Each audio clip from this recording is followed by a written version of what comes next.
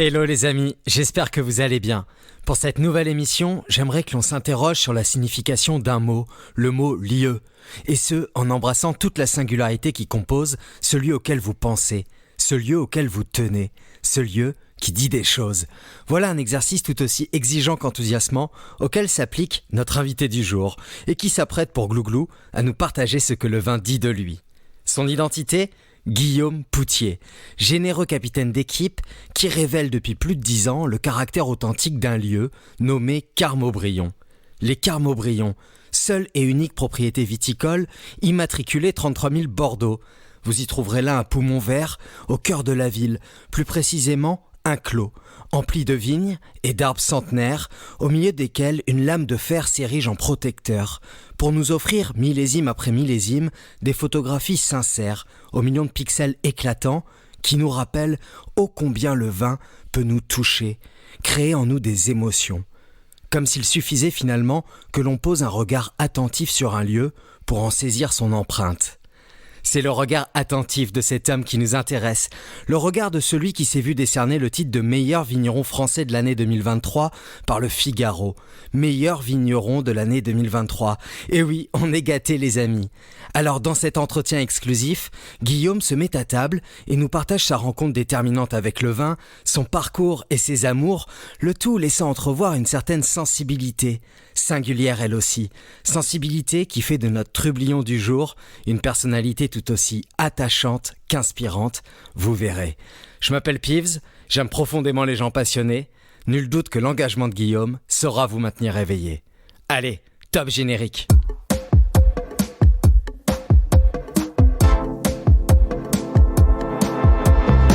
Bonjour à tous, c'est Peeves. Vous écoutez Glouglou, l'émission qui parle vin autrement. Vignerons, sommeliers, cavistes, mais aussi athlètes, artistes, musiciens, écrivains. Nous allons ensemble découvrir ce que le vin dit de nous à travers le regard, les mots et la singularité de chacun de mes invités. Hello les amis, j'espère que vous allez bien, c'est Peeves et je suis en face de mon nouvel invité. Il est brun, le cheveu un peu pagaille et il s'appelle Guillaume Poutier. Hello Guillaume, comment vas-tu ? Très bien, et toi Pierre-Yves ? Écoute, en pleine forme, alors où est-ce qu'on est là ? Ah ben là tu vois, t'es dans un endroit très particulier. D'abord t'es à l'étage, c'est pas souvent qu'on est à l'étage.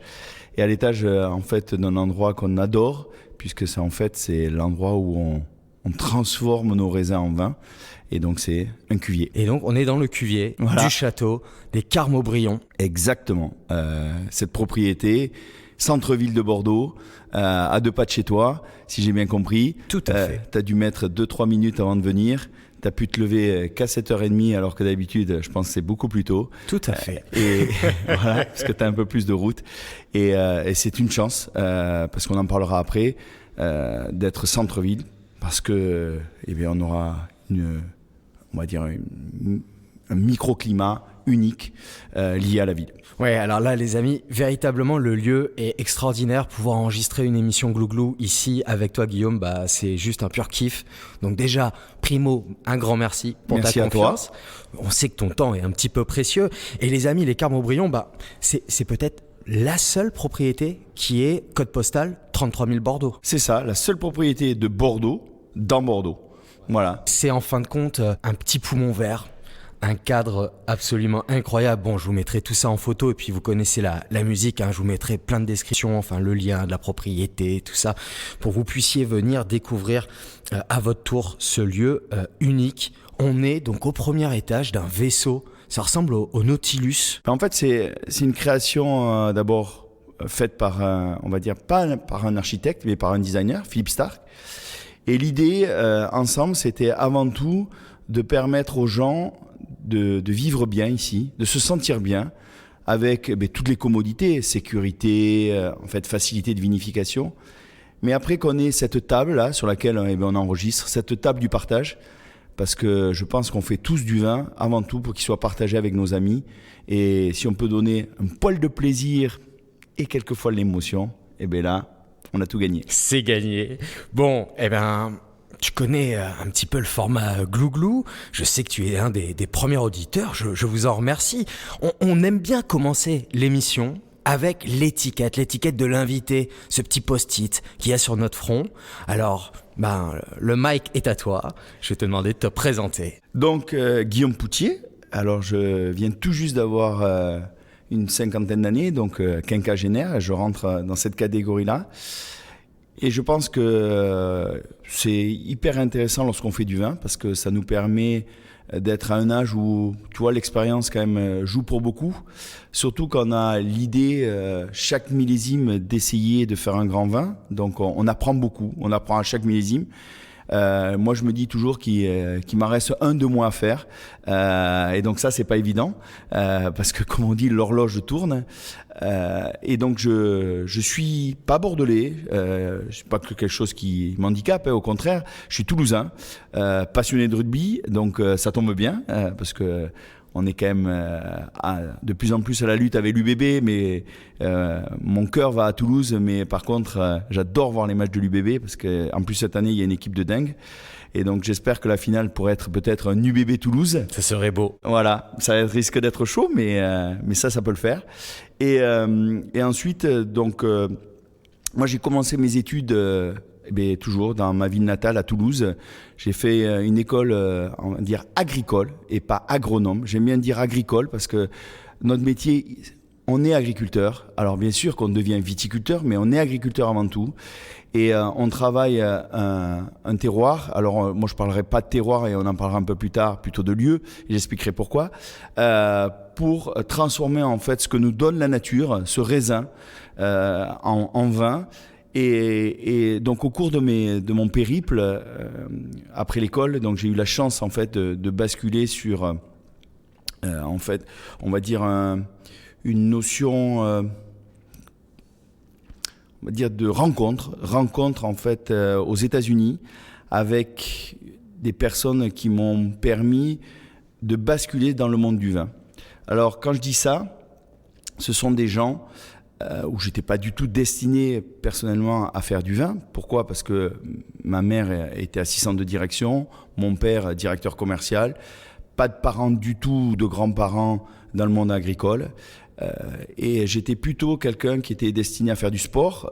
Très jeune, je faisais beaucoup de sport, surtout du tennis. Ça se voit. Voilà, un peu de foot, mais pas très longtemps, mais surtout du tennis. Malheureusement, un petit pépin de santé m'a obligé à tout stopper. Et du coup, je me suis, on va dire, pas réfugié dans les études parce que, honnêtement, j'aimais pas du tout ça. Mais plus par obligation, j'ai basculé dans ce monde agricole. Et là, j'ai rencontré un univers qui m'a subjugué. D'abord, des rencontres, puisque à l'école, on était quand même 120. 120, puisque c'est une école à Toulouse, dit Purpan, parce que l'hôpital Purpan, et on s'appelait les Purpanais. Et ces Purpanais-là, c'est quand même 5 années de ma vie remarquables, parce que ce soit des garçons ou des filles qui m'ont beaucoup amené, beaucoup de cohésion d'équipe, puisque je faisais un sport individuel. Et la cohésion d'équipe, c'était un peu moins ça. Et là, en fait, tu t'aperçois que seul tu vas vite, mais à plusieurs, qu'est-ce que tu avances beaucoup plus vite. Et ça m'a permis après, moi, de m'ouvrir sur beaucoup on va dire, de champs que je n'avais pas du tout explorés. Et en deuxième année, j'ai décidé de faire un stage à l'étranger, un peu obligatoire. Et là, j'ai eu la chance d'arriver, on va dire, en Californie. Donc, j'ai fait un long périple. Et quand je suis arrivé là-bas, en Sonoma Valley, plus particulièrement en Alexander Valley, dans une famille qui s'appelle la famille Hafner. Et là, c'était le monde parfait, quoi. J'arrive, des gens qui travaillaient en famille, qui faisaient tout en famille, parce qu'il y avait les grands-parents qui travaillaient, les oncles, les tantes, les enfants, des équipes remarquables, et un accueil que j'oublierai jamais, et qui m'ont dit mais en fait, faire du vin dans ces conditions-là, c'est quand même magique. Et qui faisaient des produits qui leur ressemblaient beaucoup, mais qui m'ont aussi apporté une notion qui était très importante pour moi. C'était la notion de partage, qui est très forte aujourd'hui dans tout ce que je fais. et surtout aussi une notion de vision dans le management, vision à l'américaine, où l'âge n'est pas important. Ce qui est le plus important, en fait, c'est les qualités.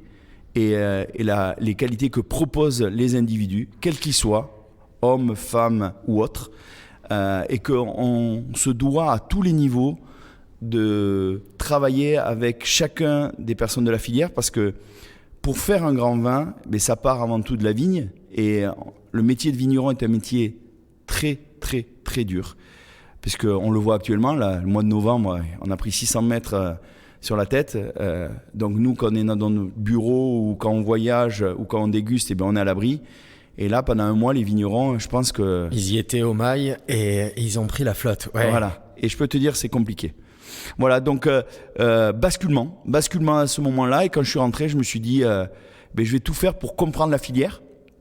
Donc j'ai basculé après à travailler dans un centre œnologique pendant quasiment 6 mois. Et alors là, le but, c'était gagner du temps. Donc quand je dis gagner du temps, c'était faire quasiment en une année 60 vinifs, parce que j'avais la chance d'avoir des châteaux un peu prestigieux, pas que je conseillais, parce que j'étais pas du tout apte à conseiller à ce moment-là. Que je pouvais observer, de voir comment ils travaillaient, et des petits vignerons, par contre, qui eux étaient en demande de tout comprendre. Et là, c'était en fait plus dans l'échange. Et là, je prenais mes premiers risques de dire, je pense qu'il faut faire ça plutôt que ça. Voilà, les orienter. Et on commence les choix et on commence le renoncement, parce que je dis toujours, choisir c'est renoncer. Ah là là, c'est bien dit. Bon, vous l'avez compris les amis, le post-it qui a collé sur le front de Guillaume, il est grand, hein. C'est un grand post-it sur cette présentation. Donc, directeur du château Les Carmeaux-Brion depuis 2012. C'est ça. Alors, j'aime pas trop ce terme de directeur parce que, tu le sais, non, moi je suis plutôt un manager d'équipe. Chef d'équipe, voilà, capitaine. Exactement. Parce qu'aujourd'hui, il y a une certaine structuration au château Les Carmeaux-Brion, puisque le propriétaire, Patrice Pichet, qui a repris cette propriété en 2010, nous donne des moyens pour, et j'aime bien dire ça, essayer de faire le grand vin. Et c'est vrai qu'on peut dire on veut, mais des fois on ne peut pas, pour plein de raisons, économiques, d'environnement, vraiment différentes choses. Et c'est vrai que Patrice et la famille Pichet essayent, millésime après millésime, de nous faire progresser, de nous challenger pour toujours qu'on aille un peu plus haut, un peu plus loin, qu'on soit encore plus identitaire.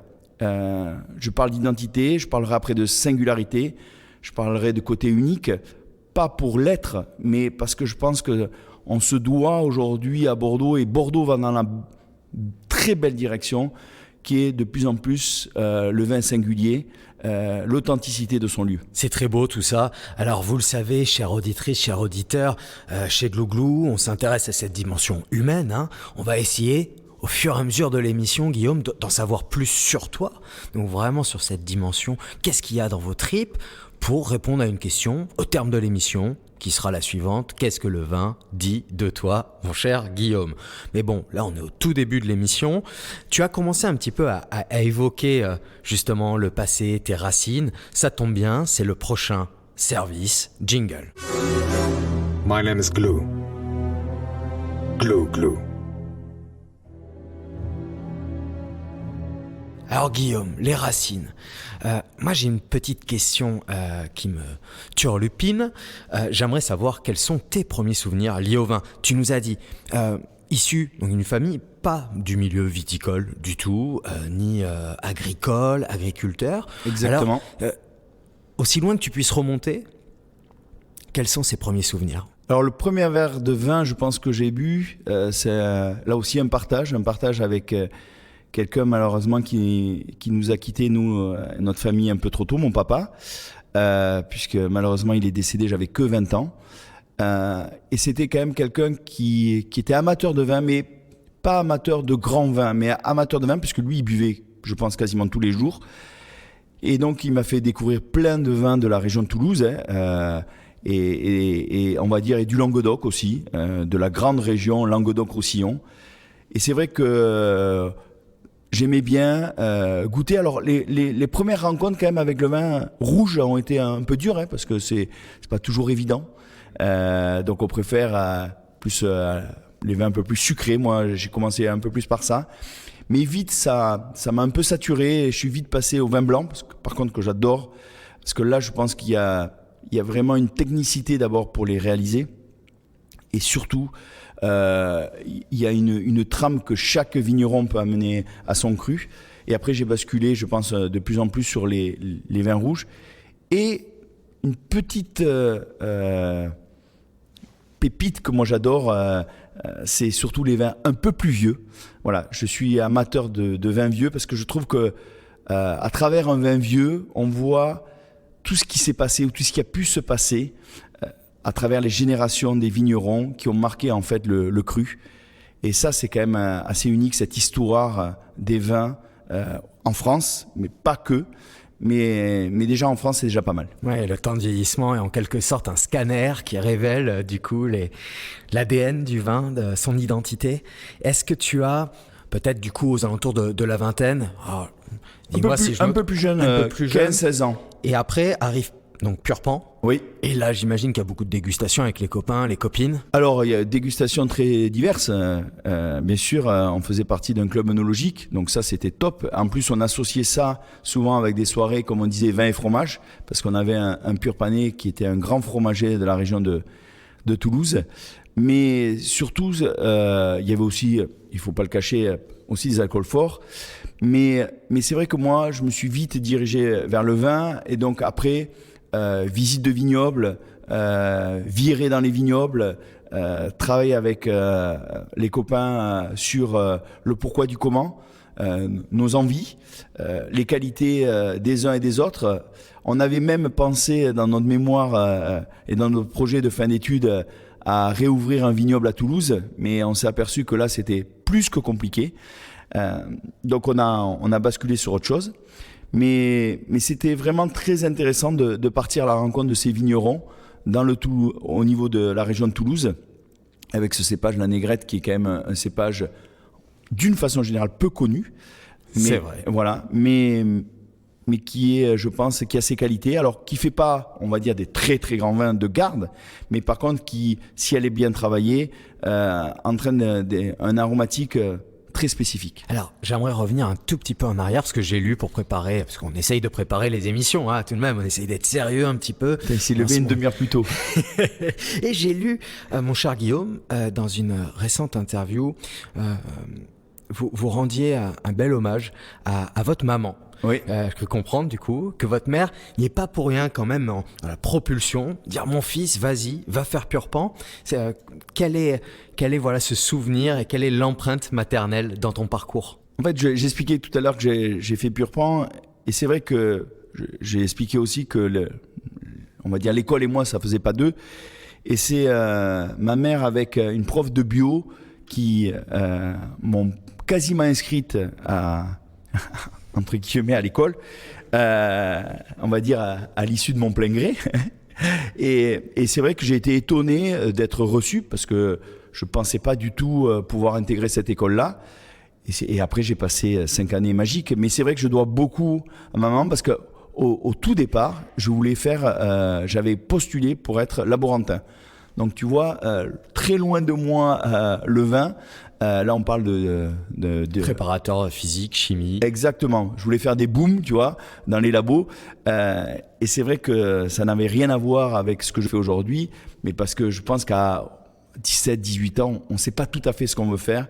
Et c'est vrai que moi, tout s'est déclenché suite à l'arrêt en fait du sport, à l'intégration de Purpan et ses rencontres, on va dire, aux États-Unis. Et cette passion naissante, alors ça m'intéresse, je voulais vous la poser, mais là je pense que vous avez répondu en quelque sorte à cette question. Quel genre d'élève vous étiez en classe? Donc plutôt celui milieu, au fond de la classe, qui aimait bien faire rire la camaraderie? Non, pas forcément. J'étais un garçon, en fait, j'aime bien me dire comme ça, un peu troublion, c'est-à-dire voilà, qui a des capacités mais qui fout pas grand-chose. Et on me l'a souvent dit. Mais alors, ce qui me permet quand même, et je tiens à te féliciter, parce que figurez-vous, les amis, que le 9 décembre dernier, Figaro 20, le magazine Figaro, vous connaissez, hein, a remis un prix, pas n'importe lequel, mon cher Guillaume. Vous avez été élu meilleur vigneron parmi le classement des 50 plus grands vignerons de France, donc par le Figaro 20. Alors c'est absolument exceptionnel. Quelle était ta première réaction quand tu as découvert que vous étiez le premier de la classe cette année? Alors, d'abord, très surpris de faire partie du classement, ce que j'ai dit à l'époque à Stéphane Reynaud, parce que quand je voyais les noms, je me suis dit, il y a quand même des mythes. On en cite quelques-uns, hein. Attention. Alors, ce classement, c'est les 50 meilleurs vignerons de France par le Figaro, qui est une liste entre nous non exhaustive, parce qu'il y en a bien plus des grands vignerons. Et des très très grands qui n'ont pas été cités pour plusieurs raisons. Je fais juste une aparté avant que tu cites des noms, Pierre-Yves. Parce que ce classement, comme tout classement, peut être complètement subjectif, hein, et donc peut être, on va dire, revu et corrigé. Mais c'est plutôt un parcours en fait de vie, ce classement, et une évolution au sein d'une propriété et l'empreinte que tu peux amener au sein d'une propriété qu'autre chose. Parce qu'aujourd'hui, il y a des gens qui ont amené des choses au niveau de certaines propriétés qui sont remarquables, et les noms que tu vas citer en font partie. Oui, alors vous avez Jean-Marc Rouleau, Thibault Ligier-Belair, Guillaume Sellos, Stéphane Tissot, Jean-Louis Chave, magnifique, Joséphine Dufault-Lagarosse, jeune vigneronne à Saint-Émilion, qui reprend le domaine familial, que j'embrasse. Qui fait des vins extraordinaires. Tout à fait, Laloubise Leroy. Qu'est-ce qu'on a d'autre? Pierre-Olivier Clouet, Cheval Blanc. Bon, il y a vraiment un gros line-up, hein, et puis surtout alors de vignerons et puis de belles personnes. Je les connais pas tous personnellement, mais c'est joli, et tu es numéro 1. Donc juste pour ça, bravo. Merci. C'est quand même pas mal. À mon avis, il faut aussi accepter, je pense.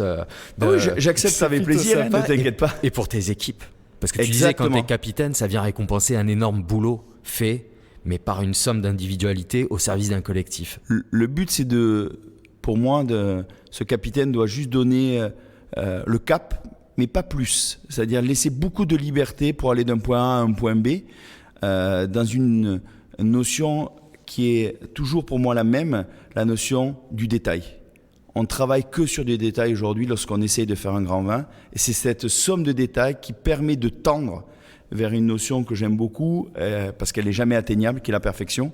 Et parce que chaque millésime, on s'aperçoit qu'on a loupé quelque chose, qu'on aurait pu mieux faire, et qu'on doit mieux faire, et donc on doit se remettre en cause. Et si ça, c'est pas inspirant, les amis, à 50 ans, se remettre chaque jour en question, moi, ça m'inspire en tout cas.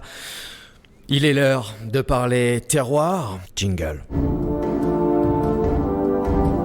De grands terroirs impliquent de grandes responsabilités. Glou glou. Alors Guillaume, terroir, tu vas peut-être avoir envie de me corriger, j'attends ta définition du mot terroir. Alors tu sais que j'aime pas utiliser ce terme-là parce que la plupart des gens, terroir égale terre, et le terroir, c'est beaucoup plus complexe que ça. Donc c'est pour ça que moi je parle de lieu, parce que ça associe bien sûr la notion de sol, mais beaucoup plus de sous-sol que de sol, parce que n'oubliez pas que la vigne, c'est une liane. Et pour faire un grand vin rouge, je ne parlerai pas là de grand vin blanc, ni de rosé, ni de, on va dire, de vin effervescent, mais pour faire un grand vin rouge, pourquoi? Parce qu'au Carme-Aubryon, on fait que du vin rouge. Eh bien, il faut que cette liane, elle ait une certaine forme de contrainte hydrique, ça jamais aller jusqu'au stress hydrique. Et du coup, on travaille tout au long de l'année pour gérer cette tendance-là, et tout se fait en fait dans le sous-sol. Ensuite, bien sûr que, j'en parlais au début, ici on a un climat, mais on a surtout un microclimat urbain, citadin, qui fait qu'on a des températures nocturnes de 2 à 3 degrés de plus qu'à l'extérieur de Bordeaux. Alors pourquoi je dis ça? Parce qu'on a un vignoble, nous, intramuros, et un autre vignoble à l'extérieur de Bordeaux, à peu près à 15 km à Martillac, on va dire aux alentours de Smith-sous-Lafitte, au Bailly, vous voyez, que des noms prestigieux, et des gens qui font des vins remarquables. Et ensuite, pour moi, il y a cette notion, pour finaliser, la notion de l'homme.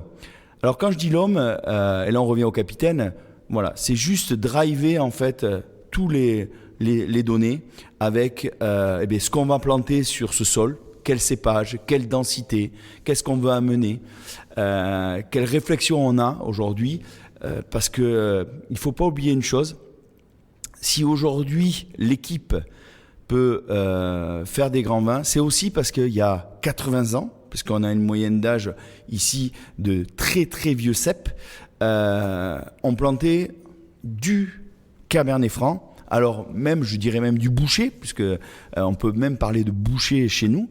Il y a une autre propriétaire à Bordeaux qui aime bien en parler et qui en parle même mieux que nous, qui est assez mythique, c'est La Fleur, et Baptiste Guinaudot, que je salue, un grand vigneron, et aussi Julie, sa compagne.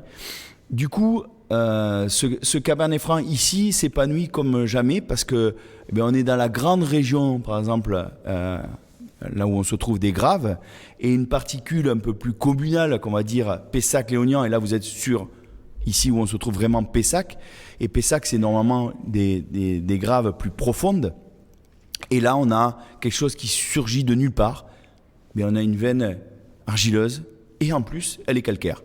Voilà, avec une crasse de fer qui remonte un peu plus à la surface, donc qui entraîne dans nos vins une grosse signature, une signature pessacaise, l'âtre de cheminée, cette réduction, ce côté fumé au vieillissement. Et bien sûr, le vieux cep donne peu, mais comme on a une forte densité, on arrive quand même à des rendements plus que convenables. Pour tes auditeurs, hein, il faut savoir qu'on essaie de tendre vers en gros 5000 bouteilles à l'hectare. Si on peut en faire 6000, on les prend. Mais on est plutôt contingenté à 4500 en ce moment.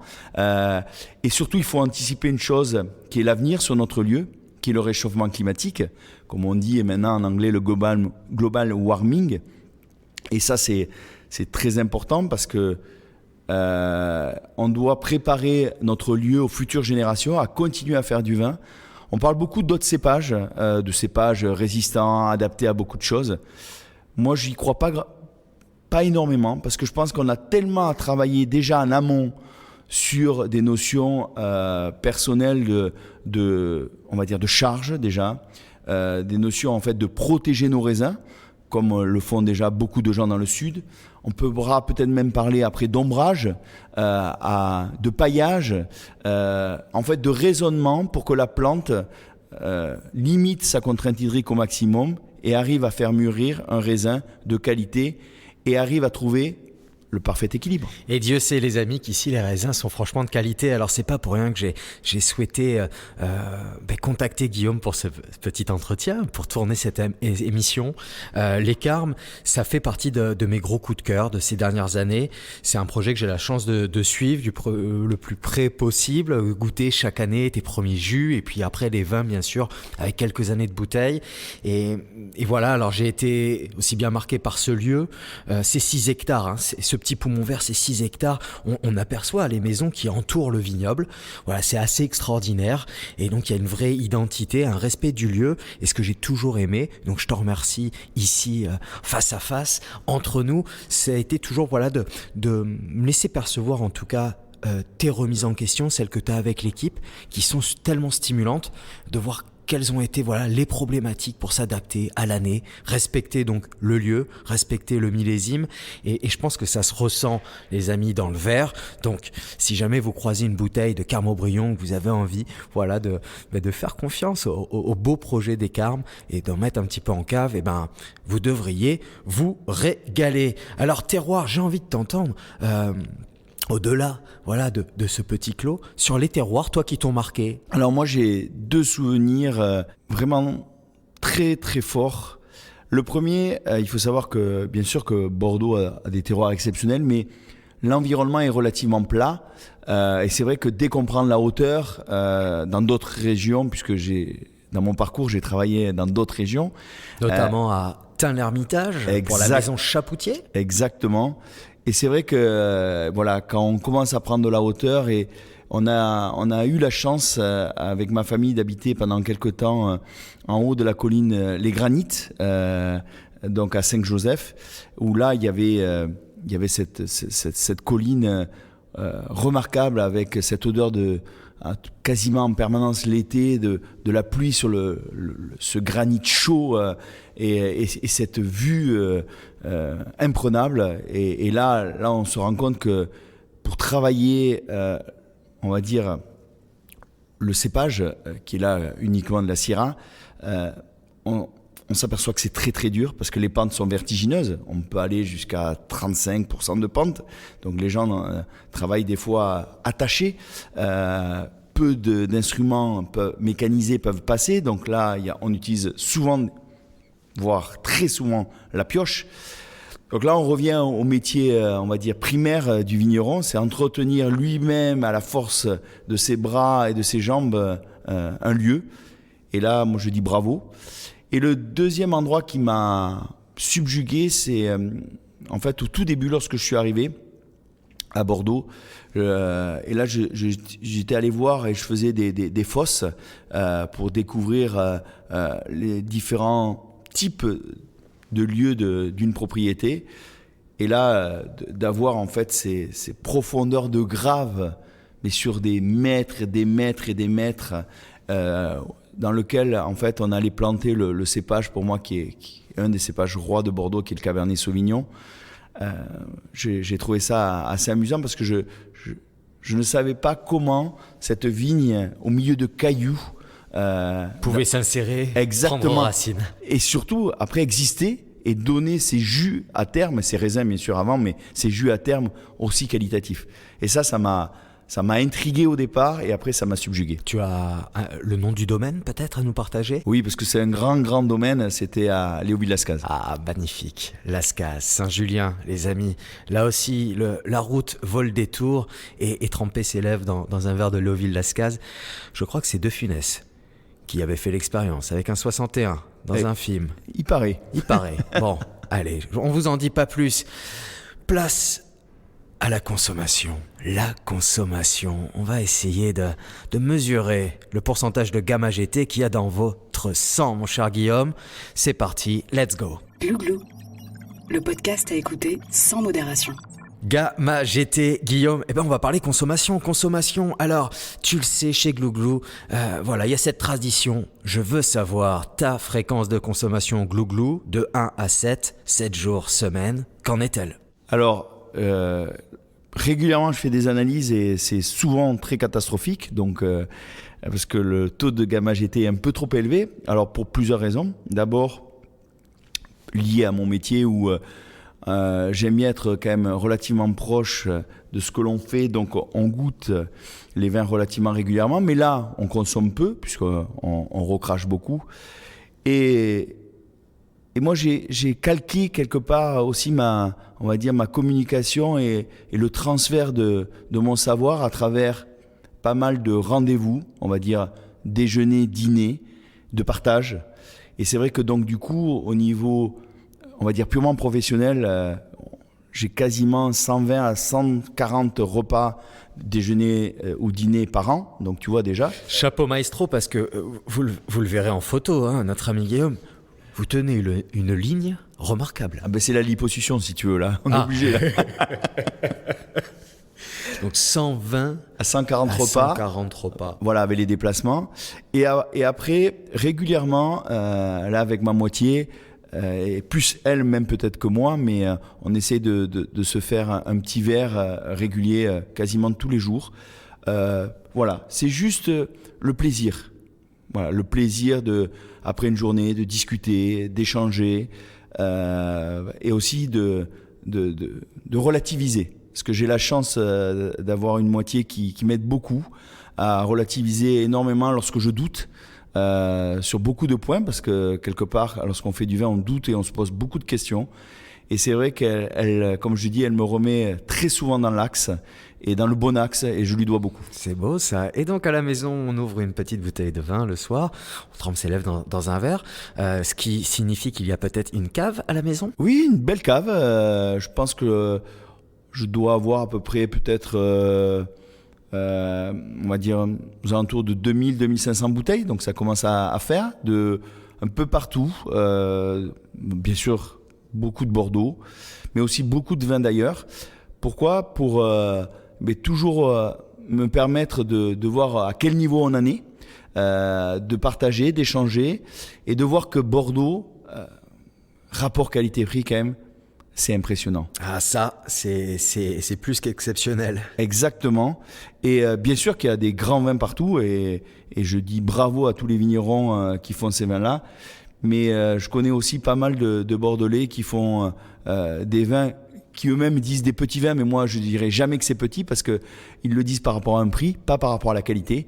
Et c'est vrai qu'on prend énormément de plaisir avec ces vins si diversifiés à Bordeaux, que je pense qu'on doit beaucoup à cette région.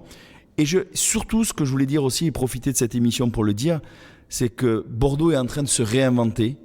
Il faut que vous compreniez que on a eu pendant un certain moment, en fait, il faut comprendre l'économie de Bordeaux, et donc peut-être on s'est un peu perdu vers un style de produit, mais qui au demeurant n'était pas un mauvais style, mais qui était peut-être un peu plus homogène. Et là, on revient sur beaucoup plus de singularité, beaucoup plus d'envie de démontrer qu'on peut faire des vins uniques sur nos lieux.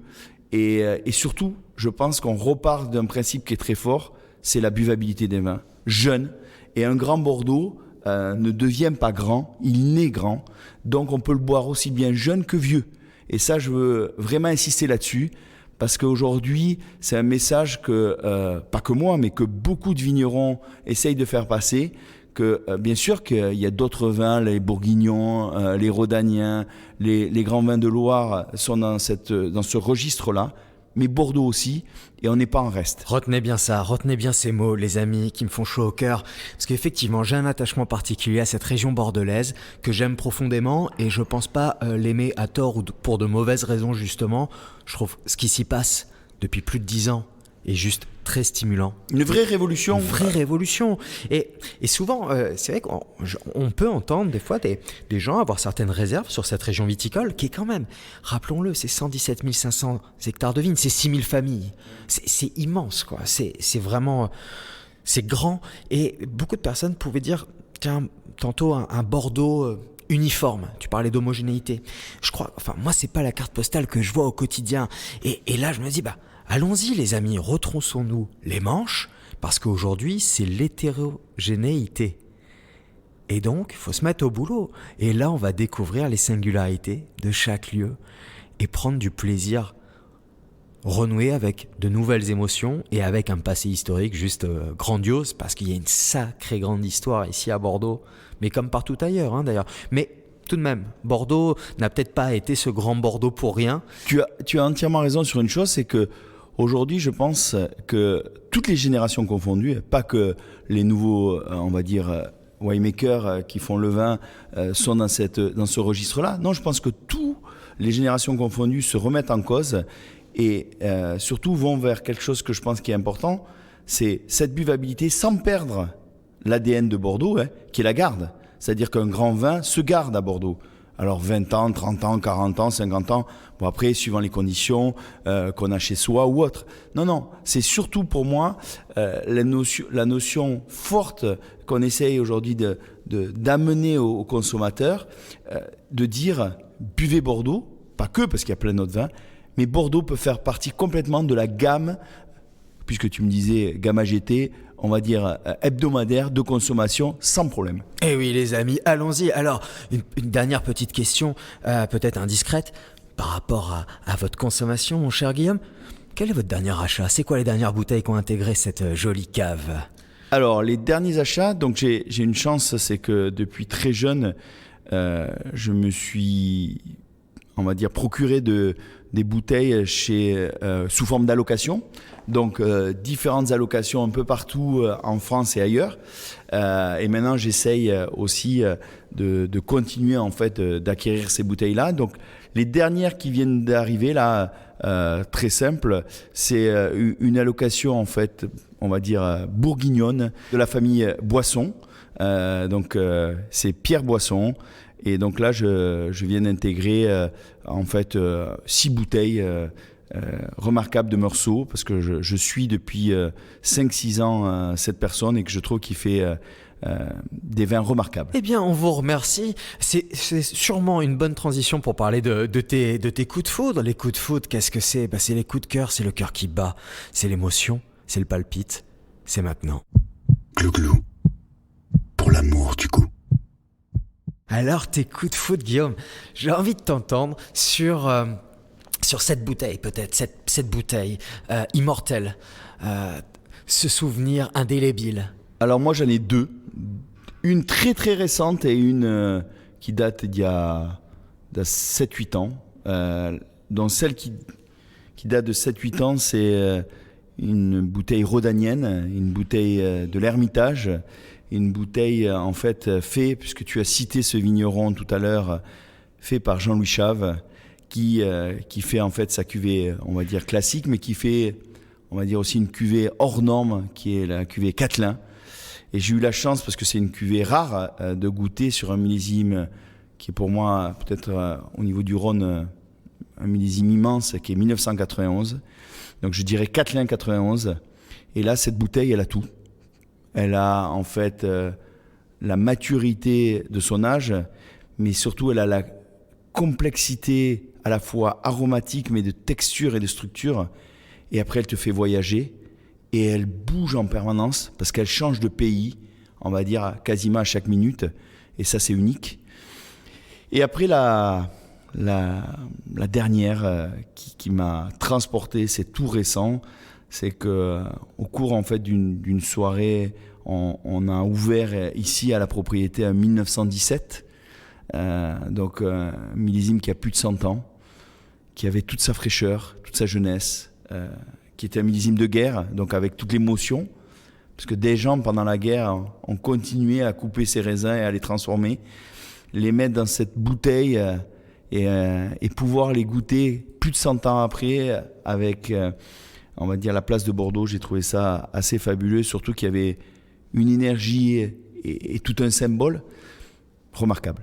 Et là, tu voyais donc les tripes de ce lieu. Exactement. Est-ce que tu aurais un vigneron comme ça, celui qui te vient, que tu aurais envie de conseiller aux auditeurs de Glouglou d'aller rencontrer, de découvrir, à minima, d'essayer de se procurer une de ces bouteilles? Un vigneron. Alors, je ne vais pas parler d'un vigneron, je vais parler de 2 vigneronnes, donc à Bordeaux. On va dire la famille Courcelles, Sylvie et Marie.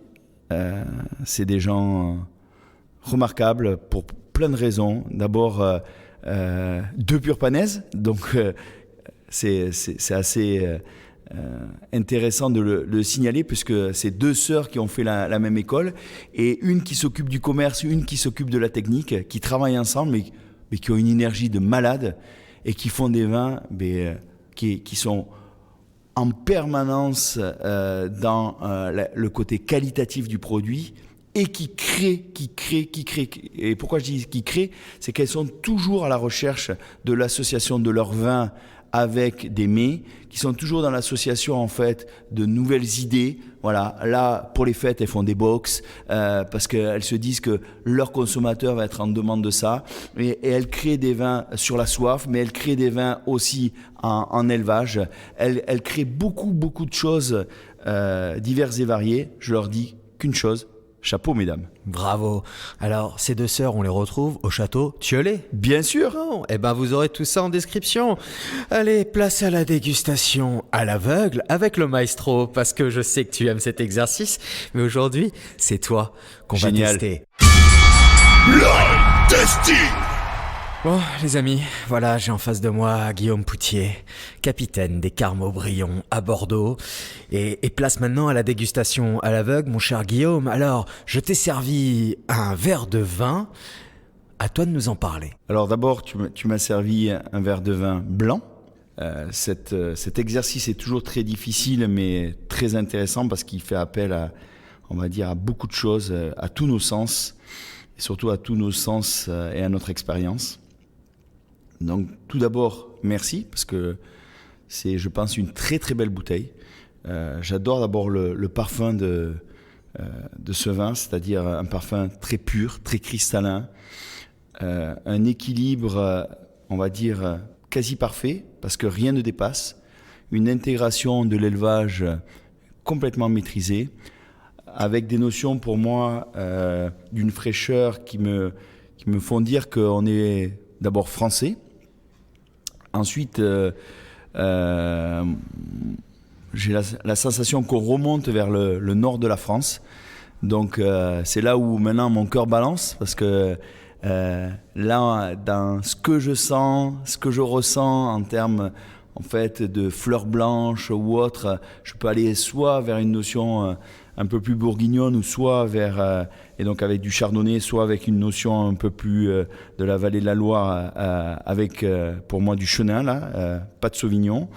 Donc et je me dis que mon cœur balancerait plutôt pour la deuxième solution, donc un chenin de Loire, parce que je trouve que à la fois dans l'aromatique, c'est un cépage qui pourrait faire en fait une partie de liquoreux, parce qu'il y a ce côté gras onctueux qu'on a et que je retrouve pas moi personnellement dans le chardonnay.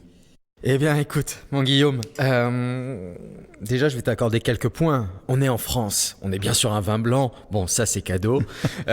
On est bien, donc, effectivement, sur cette moitié nord. Hein. Et puis après, comme tu l'as dit, choisir, c'est renoncer. Donc, tu as choisi la vallée de la Loire, tu as renoncé à la Bourgogne et... Désolé, mais tu as renoncé donc à la bonne réponse qui se trouve du côté de la Bourgogne. Alors pourquoi ? Eh bien, figure-toi que ce vin que tu es en train de découvrir, il est produit non loin du vigneron que tu nous as cité il y a quelques instants. De chez Pierre Boisson à Meursault. On est à Meursault. D'accord. On est chez un autre jeune vigneron que j'aime beaucoup, que j'ai découvert il y a peut-être 2-3 ans maintenant, qui s'appelle Antoine Jobard. D'accord. Voilà, Antoine Jobard, 5e génération, qui, alors là, nous sommes sur sa cuvée générique. On est sur le Bourgogne, donc 100% chardonnay d'Antoine Jobard. Je remercie et je fais un petit coucou à Jérôme de Autre-Château, excellent caviste sur Bordeaux, qui m'a fait découvrir et m'a permis surtout de faire l'acquisition de ces quelques rares flacons. Un prix qui reste encore très très modeste pour cette région bourguignonne. Je le dis pour nos auditrices et auditeurs, on est aux alentours de 35 €. Et je trouve que là, il y a un rapport qualité-prix, comme tu disais, de précision. Remarquable. Et de plaisir, de finesse.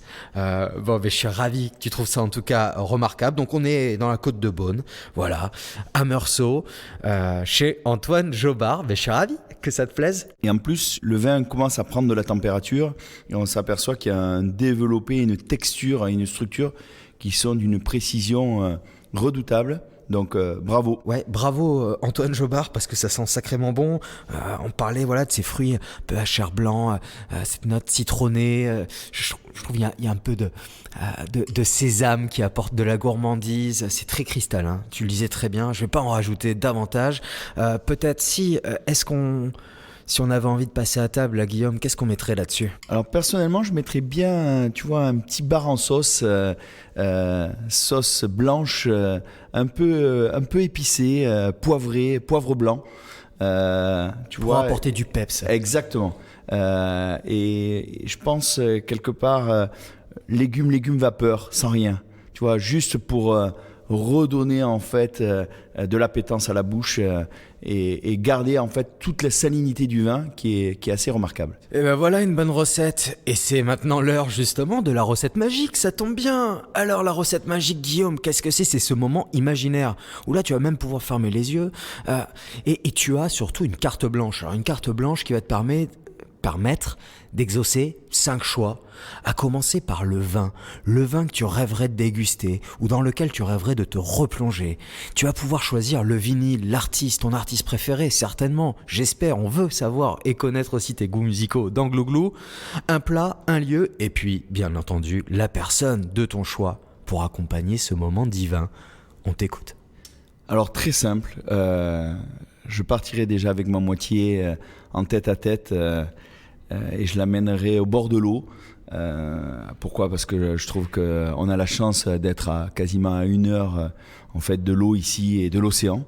Et donc c'est très vivifiant.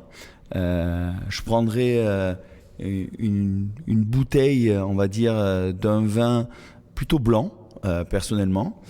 Un Bordeaux. Un cru que j'ai bu il n'y a pas longtemps, sur lequel je me suis arrêté parce que j'ai trouvé ça remarquable. Un Latour Martillac blanc 2017, équilibré, prêt à boire, frais, tout ce que peut faire Bordeaux dans un millésime comme ça. Et ça, juste un accompagnement très simple. Une petite, on va dire, 12 d'huîtres, du ferret, voilà, taille numéro 3. taille numéro 2, voilà, pour qu'on puisse avoir quelque chose de pas trop gros, une bouchée, et qu'on mélange en fait toutes ces saveurs, bien cristallines, pas trop bourbeuses nos huîtres, mais je pense que ça c'est quasiment le kiff absolu. Ah là là, un beau moment en toute simplicité, voilà un moment sauvage. Vous avez oublié la musique, alors qu'est-ce qu'on met ? Alors on part un peu dans le rétro, on met On va où vous voulez. on met peut-être Juliette Armanet, le temps du disco, hein ? Vous me faites plaisir là, à citer cette grande artiste française. Exactement. Et qui nous fait plaisir aux oreilles. Juliette, on t'embrasse si tu écoutes Glouglou, on serait ravis de t'accueillir un jour. Je serais vraiment ravi de pouvoir essayer de dire et découvrir ce que le vin dit de Juliette Armanet. Juliette, hasta luego. Eh bien, je te remercie pour cette recette magique. Alors, parlons-nous, franchement, j'ai envie de savoir tes bonnes adresses. Ta ou tes bonnes adresses, un caviste, un bar à vin. Qu'est-ce qui te passe par la tête ? Alors le caviste, malheureusement tu l'as cité, qui est pour moi aujourd'hui le caviste de Bordeaux qui est vraiment au niveau de la sélection hors norme, très pointu, mais que ce soit Bordeaux, hors Bordeaux, vraiment quelqu'un qui adore ça. Jérôme Guillauneuf, Autre Château. Voilà. Il y a aussi à Saint-Émilion Marchand de Soif, Anthony Olivier. Bravo à eux qui font des sélections remarquables. Et l'adresse qui est, j'en citerai deux, donc qui est en fait la première qui est l'Univers, rue Lecoq, un restaurant où on peut boire beaucoup de flacons à prix tout doux, avec une cuisine bien adaptée, elle aussi à prix tout doux. Goûteuse, juste, précise, top. On passe toujours des bons moments. Et ensuite, mais l'autre adresse qui est un peu plus d'actualité, c'est l'adresse à Bordeaux, cours du Médoc, l'ouverture en fait de l'hôtel des Carmes avec le Mondrian et avec une cuisine, on va dire là, plus exotique, plus japonisante, avec une inspiration du chef japonais Morimoto, et là aussi quelque chose aussi de très travaillé, vraiment de spécifique sur énormément en fait de produits différents et de goûts différents qui nous font voyager vraiment à l'extérieur de ce que l'on connaît, de ce qu'on a l'habitude en fait de goûter à Bordeaux. Donc bravo. Et ben voilà les glouters. Oui, j'ai dit glouters, ça y est, c'est lâché, c'est comme ça. Vous avez là 4 bonnes adresses, soit pour aller acheter et découvrir quelques bons flacons, et les bonnes adresses pour passer à table, et toujours avec un bon verre de vin. L'actu, mon cher Guillaume, actu, culture, qu'est-ce que tu auras envie de nous dire ? Alors je voudrais juste vous dire que début d'année, on va présenter tous à Bordeaux ce millésime 2023. Ce millésime 2023 qui a été un millésime, on va dire, de travail, mais comme tous les millésimes, mais celui-là d'autant plus parce qu'il a été redoutable avec, on va dire, les affres climatiques qu'on a pu avoir et les maladies. Donc venez nous rencontrer début avril pour goûter ce millésime qui, par chance, nous a permis de produire une belle récolte, et je pense qu'il fera date aussi en termes qualité, et fera partie des très beaux millésimes de Bordeaux. Alors on va tous nous dire qu'encore une fois, exceptionnel. Voilà, à Bordeaux, mais il ne faut pas nous en vouloir, on travaille pour ça, on travaille énormément pour ça. Désolé les gars. Voilà, je suis désolé, mais c'est le but.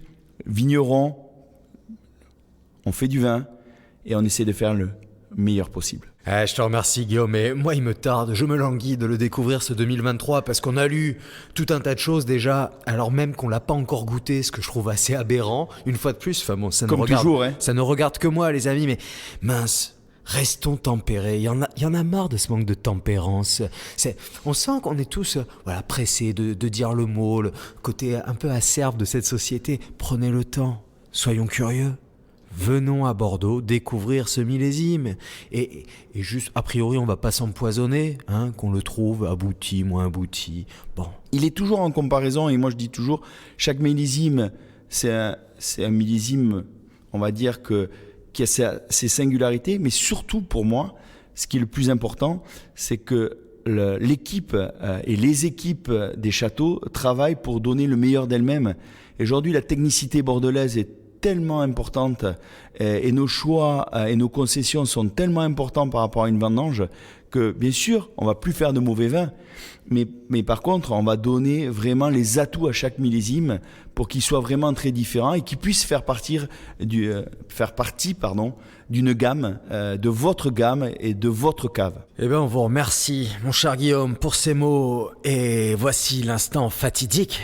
La dernière question, le dernier chapitre. Le dessert, les mignardises, c'est maintenant. Glou-glou, ce que le vin dit de nous. Glou-glou, ce que le vin dit de nous. Bon, Guillaume, ça y est, l'instant fatidique se présente à nous. Tu le connais, glou-glou, ce que le vin dit de nous. Eh bien, c'est à toi d'y répondre cette fois-ci. Tu es là, en face de ce micro. Alors, Guillaume, le vin, qu'est-ce qu'il dit de toi ? En fait, le vin dit beaucoup de choses de moi. D'abord, il m'a permis, je pense, de me construire. Parce que lorsque on a des fois des moments durs dans sa vie quand on est jeune, ça permet de rebondir. Il m'a permis, donc ça c'est sur le côté professionnel, de rencontrer beaucoup de gens, dont beaucoup sont devenus des amis, avec qui je partage beaucoup. Et ça c'est le plus important.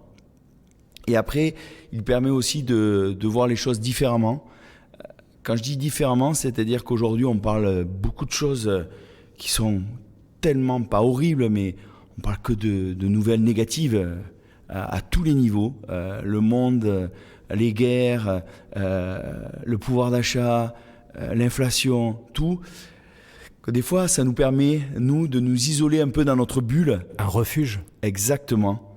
Et là, de partir ailleurs et aussi de s'évader dans un endroit en fait où nous seuls on peut aller et qui nous permet en fait de nous ressourcer, de repartir.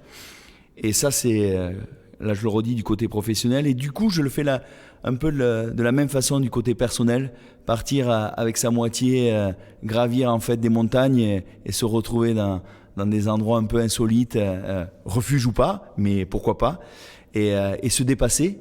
Et surtout, je pense que lorsqu'on fait du vin, rien n'est acquis et il faut penser, on va dire, autrement, en se disant que bien sûr qu'on a des principes, mais on apprend souvent des autres qui nous donnent des voies inexplorées et qui nous permettent en fait de nous enrichir. Et cet enrichissement, je pense, c'est ça en fait la vie, c'est l'enrichissement permanent, la remise en cause perpétuelle, et ce métier vous le rappelle au quotidien.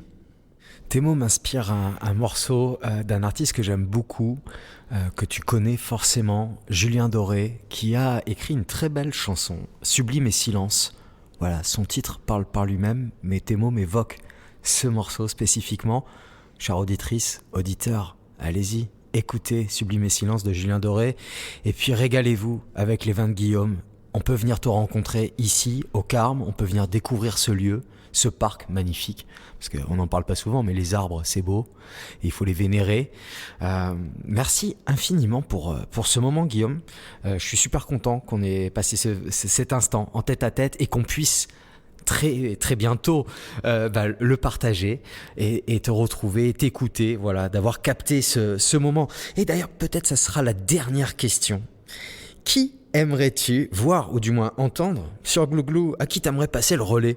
J'aimerais avant te remercier, Pierre-Yves, parce que je pense que cette émission est nouvelle, mais je te souhaite que le meilleur. Pourquoi que le meilleur? Parce que elle a une tonalité qu'on a rarement, on va dire, à Bordeaux, et on doit, pour moi, désacraliser ce qui est le vin à Bordeaux. C'est-à-dire que on dit souvent que les murs des grands châteaux sont impénétrables, c'est faux. Je pense qu'on accueille, et nous ici les premiers à Carmaubrion, plus de 4000 personnes chaque année, et on veut augmenter ça, et c'est important, et là aussi je remploie ce terme, le partage avec notre consommateur, parce qu'on doit comprendre qui est notre consommateur. Et donc merci de nous permettre d'abord de passer un bon moment avec toi, un moment un peu décalé, mais un moment juste, précis, et la personne que j'aimerais en fait qui prenne ma place demain. C'est quelqu'un aussi avec une certaine forme de bonhomie, qui travaille énormément, on va dire, pour amener sa propriété, parce qu'il est propriétaire avec son frère, en fait, d'une belle propriété à Saint-Émilion. C'est la famille Todeschini, Karl Todeschini. Mais bien sûr. Voilà. Et dit Carlito, parce que voilà, c'est quelqu'un qui bien sûr fait du vin, mais qui essaye vraiment de travailler avec des principes, alors on va dire très poussés, mais qui est un bon vivant. D'ailleurs, Trufficulteur. Exactement, qui derrière est un passionné, on va dire, mais pas que de la truffe, hein, Non, Karl, attention. parce que c'est un amateur il t'explique tout sur la pizza, il t'explique tout sur plein de choses, et donc je le salue d'abord bien bas, et surtout je pense que il serait très bien dans cette émission pour partager avec vous ces petits secrets, et aussi la difficulté qui est d'aujourd'hui de faire des grands vins à Saint-Émilion, parce que et d'une propriété familiale, la transmission qui n'est pas aussi évidente dans notre métier, parce que je pense que c'est aussi des choses dont on ne parle pas assez. Donc voilà, Karl Todeschini au micro de Glouglou. Je pense que ça serait magique. Ah là là, je suis d'accord avec toi. Cette bonhomie qui représente si bien Karl, propriétaire donc avec son frère du château Mango et château Labrande à Castillon, Côte de Bordeaux. Exactement. J'ai eu l'occasion, c'est marrant, de passer un petit moment en plus avec lui cette année, de faire le tour de son vignoble. Eh bien écoute, je note cette idée, et Karl, si tu nous entends, eh ben on t'embrasse et surveille ta boîte mail. Bon, un dernier mot peut-être ? Merci, tout simplement. Merci Pierre-Yves. Merci à toi Guillaume. Les amis, on se retrouve très bientôt pour une prochaine émission, mais d'ici là, vous connaissez la chanson Buvez bien, buvez bon. Bisous. Punaise, j'adore cette nouvelle émission sur le vin. Glouglou, c'est marrant comme nom et je comprends tout. Mange! Pour une fois, je comprends tout! Ah merde! Arrête ton cirque! Spider Glouglou, Spider Glouglou. Wow, les amis, j'ai oublié, vous connaissez la musique, j'ai besoin de votre force à présent. Si jamais vous appréciez Glouglou et son format, eh bien je ne peux que vous suggérer de vous abonner à l'émission sur la plateforme de votre choix. Spotify, Deezer, Apple Podcasts et j'en passe, sans oublier l'éternel bouche à oreille bien sûr, et les partages en tout genre. Retrouvez Glouglou également sur Insta, et pour ça rien de plus simple, Glouglou Podcast, tout attaché, à vous de jouer. J'attends vos réactions avec impatience, et je serai surtout très heureux de pouvoir échanger avec vous, de parler vin à la cool, et de savoir qui vous aimeriez entendre lors des prochaines émissions. Alors, à vos commentaires. On se retrouve tous les mois pour faire vivre ensemble la toute première saison de Glouglou. Merci infiniment pour votre écoute. Buvez bien, buvez bon, bisous.